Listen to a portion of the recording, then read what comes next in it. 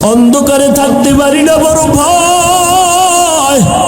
এরে যুবক, একটু মাথাটা নত করে চিন্তা কর, ওই অন্ধকার কবরে যখন রেখে আসবে কেমনে একা থাকবি?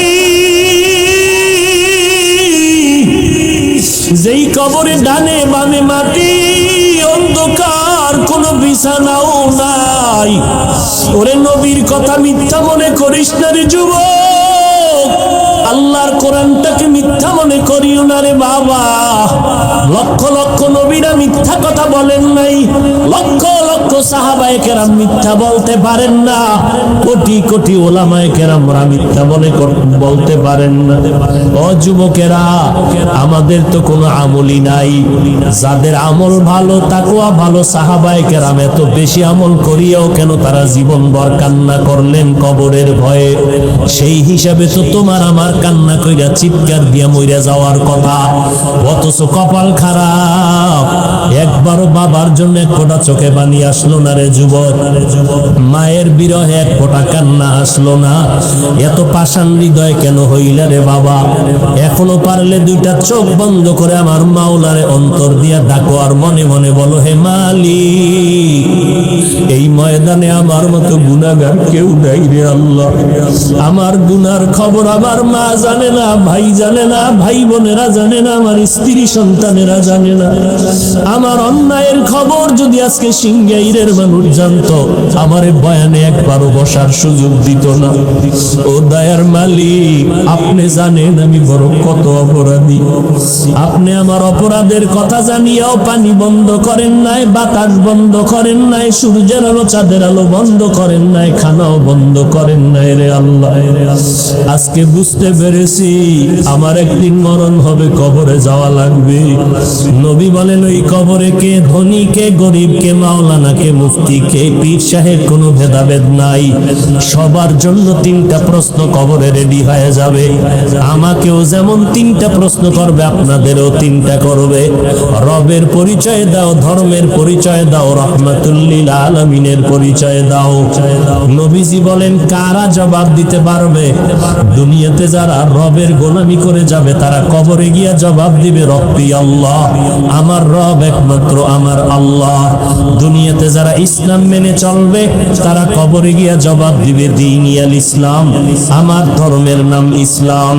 দুনিয়াতে যারা সুন্নতের আমল করে চলবে, ও যুবকেরা, আঙ্গুলের নখগুলো কেমনে রাখবা সেখানেও নবীর সুন্নত যারা মানবে, মাথার চুলগুলো কেমনে রাখবা সেখানেও নবীর সুন্নত যারা মেনে চলবে। জুতা দুইটা পায়ে পরার সুন্নত আছে যারা মানবে, বাথরুমে কেমনে ঢুকবেন বের হবেন সেখানেও নবীর তরিকা যারা মেনে চলবে, কবরে যাওয়ার পরে নবীরে দেখাইয়া বলবে, চিনুনি। যারা নবীর সুন্নতের পাগল আর আশিক, নবীর একটা নজর দেখা মাত্র চিনে ফেলবে। ডাক দিয়া বলবি, নি তো আমার সে মায়ার নবী, যেই নবীরে না দেখে টুপি পরেছিলাম, দাড়ি রেখেছিলাম, মা বাবার খেদমত করেছিলাম, ওলামায়ে কেরামের কথায় নামাজ পড়েছি। আল্লাহ সাথে সাথে গাইবি আওয়াজ দিয়া বলবেন, রে ফেরেশতা, আমার পান্ডাটারে আর কষ্ট দিও না। দুনিয়াতে আমার পান্ডা আমার মোহাব্বতের কারণে খাইতে পারে নাই, ঘুমাইতে পারে নাই। যখন সবাই ঘুমায় গেছে, পশু পাখি ঘুমায় গেছে, নদীর মাছও ঘুমায় গেছে, আমার এই আশেক বান্দা তখন ওযু বানাইয়া যায় নামাজটা বিছাই আবার আল্লাহর জিকির করেছে। ওই গভীর রজনীতে আমি আল্লাহকে আল্লাহ বলে ডেকেছে। আমি আল্লাহ পাকের মোহাব্বতে বান্দা ঘুমায় নাই। এখন আর দেরি না করে কবরে বেহেশতের বিছানাটা দাও, জান্নাতের সাথে রাস্তা বানায় দাও, 3.5 হাত কবরটাকে বড় একটা পালাখানা বানায় দাও। আমার বান্দা এখন ঘুমাবে কিয়ামত পর্যন্ত। নবী আফসোস করে বলে, দুনিয়াতে যারা রবের গোলামি করবে না, আল্লাহর দ্বীন ইসলাম মানবে না, নবীর সুন্নাত মানবে না, এই সমাজে একদল কপাল পরা আছে, চূড়ান্ত পর্যন্ত কপাল পোড়া, নিজেও নামাজ পড়ে না, যারা নামাজ পড়ে তাদেরকেও পছন্দ করে না, নিজেও পর্দা করে না, যারা পর্দা করে তাদেরকেও পছন্দ করে না, তো মোনাজাতে কান্না করে না, যারা কান্না করে তাদেরকেও পছন্দ করে না, নিজেও পর্দা করে না, হালাল খায় না, যারা হালাল খায় তাদেরকেও পছন্দ করে না, নিজেও মসজিদে যায় না, যারা মসজিদে যায় তাদেরকে পছন্দ করে না, নিজেও নবীর সুন্নাত মানে না, যারা মানে তাদেরকেও পছন্দ করে না, নিজেও আল্লাহর জিকির করে না, যারা জিকির করে তাদেরকেও পছন্দ করে না।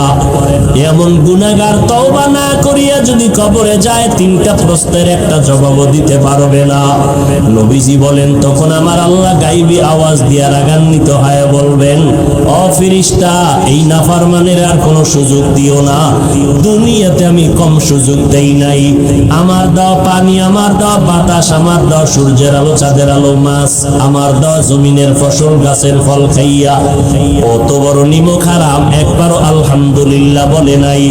ওলামায়ে কেরাম পায়ে ধরে ধরে নামাজের কথা বলতো, এক বেলার নামাজে মসজিদে যায় নাই। এখন আর সুযোগ দিও না, কবরে জাহান্নামের বিছানাটা দিয়া দাও, জাহান্নামের সাথে রাস্তা খুলে দাও। কবরে জাহান্নামের আগুন একটা না দুইটা না, 70 থেকে 99টা সাপ কবরে আসবে। আল্লাহর নবীকে আল্লাহ পাক বলতেছেন, নবী জানায় দেন, সর্বশেষ আমার আল্লাহ কবরের মাটিকে ডেকে বলবেন, এ কবরের মাটি, এই বেঈমান আর নাফরমানের দুই পার্শ্ব থেকে জোরে জোরে চাপ দাও। এত জোরে মাটি চাপ দিবে, পাজরের হাড়গুলো চুরমার হয়ে যাবে। অনেকে কবরের আযাব বিশ্বাস করে না। আল্লাহ মাঝে মাঝে কত কবরে আগুন দেখায় দেয়, কত কবরে সাপ বিচ্ছু ধোঁয়া দেখায় দেয়। আবার এই বাংলাদেশেই প্রমাণ আছে, কত কবরের লাশ 30 বছর পর্যন্ত তাজা ছিল, কাফনে কোনো দাগ লাগে নাই। ও আল্লাহর বান্দা, যত কবরে আযাব হলো বেনামাজিদের কবর, আর যত কবরের লাশ তাজা পাওয়া গেল সব হলো নামাজিদের কবর। হেদায়াতের মালিক আল্লাহ, যাদের তওবা করার নিয়ত আছে অন্তরে, আল্লাহ তো অন্তরের খবর জানেন। খাঁটি অন্তরে যাদের তওবার নিয়ত আছে, মরিয়া গেলে যাব আর নামাজ ছাড়ব না, মা বাবারে কষ্ট দিয়া বরদোয়া নিব না, দেশের বিরুদ্ধে জাতির বিরুদ্ধে ষড়যন্ত্র করব না, ওলামায়ে কেরামের পরামর্শ নিয়ে নবীর তরিকা মতে চলবো। তওবা করার যদি নিয়ত হয়, অন্তরে যদি কোনো দুর্বলতা মুনাফিকি না থাকে, খাঁটি তওবা যাদের নিয়ত আছে তওবা করার মতো, আল্লাহর মহব্বতে খাঁটি তওবার নিয়তে দুটো হাত আল্লাহকে দেখাইয়া দেই। আয় আল্লাহ, আমাদের হাতগুলো কবুল করে নেন, আমাদের তওবা কবুল করে নেন। কারো হাত খালি ফিরাইয়া দিয়েন না রে আল্লাহ। মেহেরবানি করে মরণ পর্যন্ত তওবার উপরে মজবুত হইয়া চলার তৌফিক দান করেন, আমিন।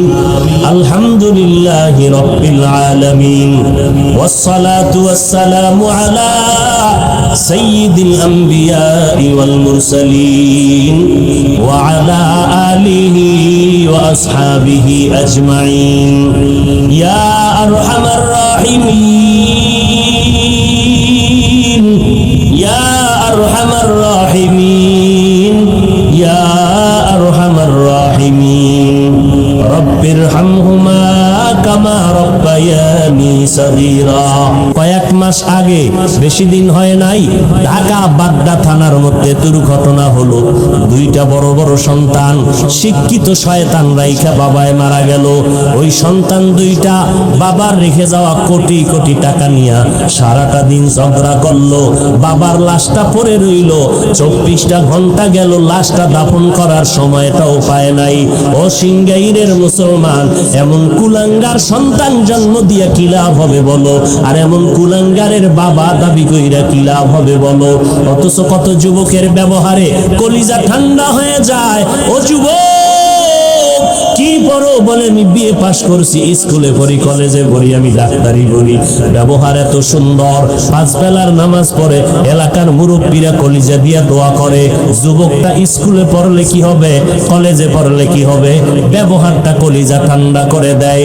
ওই সন্তান শুধু একা দোয়া পায় না, ওর মা পর্যন্ত দোয়া পায়, ওর বাবা পর্যন্ত দোয়া পায়। এই জন্য আমি সারা বাংলাদেশে ঘুরে ঘুরে বলি, আমি বয়ান করিয়া কাউকে এই কথা বলি না, সবাই স্কুল ছেড়ে মাদ্রাসায় আসো, কলেজ ভার্সিটি ছেড়ে দাও, আমগো মতো হুজুর হও, একবারও আমি বলি না। বরং স্কুলে যারা পড়েন তাদেরকে আমি গ্যারান্টি দিয়া বলবো, স্কুলে লেখাপড়া বন্ধ করবা না। যারা কলেজে লেখাপড়া করো, কলেজের লেখাপড়া বন্ধ করবা না। কেউ যদি বুঝায়, খবরদার ওই লেখাপড়া ছাড়িয়া আসবা না। আমাদের মাদ্রাসা লাইনে তোমার মতো সন্তান দরকার নাই, কারণ আমার মাদ্রাসায় আলেম ওলামা মুফতি মুহাদ্দিসের অভাব নাই, কিন্তু আমার অভাব হইল দেশের মধ্যে আদর্শবান ডাক্তারের অভাব, আমার দেশে মুসলমান ইঞ্জিনিয়ারের অভাব, আমার দেশে মুসলমান আদর্শওয়ালা এমপি মন্ত্রীর বড় অভাব, আমার দেশে আদর্শবান মুসলমান এসপিডিসি ওসি সাহেবের বড় অভাব। ওখানে লেখাপড়া করো, আদর্শবান ডাক্তার হও, আদর্শবান ইঞ্জিনিয়ার হও, স্কুল কলেজে লেখাপড়া করে আদর্শবান একজন ডিসি হও, এসপি হও। যদি আজকে আমার জেলা সারা বাংলাদেশের ডিসি এসপি আদর্শবান মুসলমান কোরআন পড়নেওয়ালা আদর্শবান হইতো, আমাদের বয়ান করতে এত পেরেশানি করতে হতো না, পেরেশানি হতে হতো, গান বাজাইতে অনুমতি লাগে না, ওয়াজের অনুমতি নিতে নিতে চামড়া শেষ হয়ে যায়, এত ওয়াজ লাগবে না। ওরে আল্লাহর বান্দা, এই ওয়াজের মাধ্যমে আমরা কাউকে গালি দেই না, বরং পায়ে দইরা দইরা দইরা দইরা বিনয়ের সাথে বয়ান কইরা বুঝাই, সুদ খাইও না, ঘুষ খাইও না।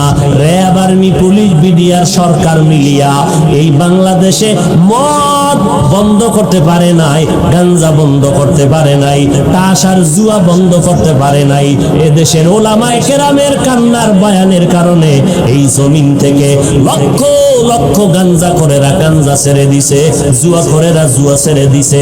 আজকে 5 বেলার নামাজি আদর্শবান সন্তান হয়েছে, ঠিক কিনা বলে? আমরা পাও ধরে বয়ান করি, আমরা কেউ বেত্রাঘাত করতে বলি না। এরে ভাই, যুবক, ওমরের কথাগুলো তারাইয়া শুনতেছে। ছেলেটা বলে, ওমরে ফারুক খলিফাতুল মুসলিমিন আমার আব্বার দ্বিতীয় হকটাও আদায় করে নাই। 3 নাম্বার হক, সন্তান যখন গর্ভে আসবে মা বেশি বেশি আল্লাহর কাছে দোয়া করেন, বেশি বেশি আমল করবেন। আমার আম্মা জান আমি গর্ভে থাকা অবস্থায় আমল কি করবে জানা নাই। ওমর বলেন, এরপরের হক, সন্তান দুনিয়ায় যখন ভূমিষ্ঠ হবে মদিনাওয়ালা নবীর তাবিজ লাগাইয়া দাও, ডান কানে আরবি আজানের আওয়াজ দাও, বাম কানে আরবি ইকামতের আওয়াজ দাও। সন্তান বলে, খলিফাতুল মুসলিমিন আমার আব্বা জানি হকটা আদায় করে নাই। ওমর বলে, তারপরের হক হলো 7 দিনের দিন সন্তানের চুল ফালাইয়া দাও, এরপরে সন্তানের পারলে আকিকা করাও এবং সুন্দর একটা নাম রাখো, যেই নামটা দিনের সাথে মিলে যাবে আল্লাহওয়ালাদের সাথে। কারণ মদিনার নবী বলেন, কিয়ামতের ময়দানে আল্লাহ হবেন রহিম, বান্দাকে জাহান্নামে দিতে চাইবেন না, বাহানা খুঁজবেন, কোন একটা লাইন পাওয়া যায়নি জান্নাতে দেওয়ার, দেখবে বান্দার নেক আমল নাই জান্নাতে দেওয়ার মতো। আল্লাহ শেষ পর্যন্ত খুঁজে দেখবে বান্দার নামটা ইসলামের লাইনে আসেনি, আমার কোন খাস বান্দা কোরআনওয়ালার সাথে মিল আসেনি। নবী বলেন, যখন বান্দার নামটা কোরআনওয়ালার সাথে দেখবে মিলে গেছে, আল্লাহ বলবে, যা আমার বন্ধুর নামের বরকতে তোরে জান্নাত দিয়ে দিলাম। আতিনা ফি দারে দুনিয়া না হাসান, আতিনা ফি দারে উকবা না হাসান, ইয়া গিয়াসাল মুস্তাগীসিন দিনা লাফতিখারা বিল উলুমি ওয়াল গিনা।